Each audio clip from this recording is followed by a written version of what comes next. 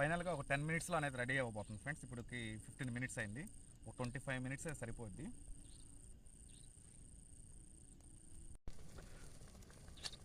మంచి smoky smell అయితే వస్తుంది. చూద్దాం ఫైనల్గా ఎలాగుందో.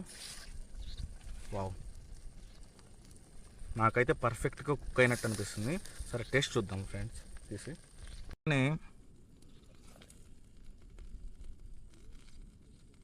మనం ముందుగానే ఫ్రెండ్స్ మీకు ఈ పీస్ చూస్తుంటే అర్థమైపోతుంది, అంటే బోన్ మొత్తం బయటకు వచ్చేసింది, అంటే పర్ఫెక్ట్గా కుక్ అయింది.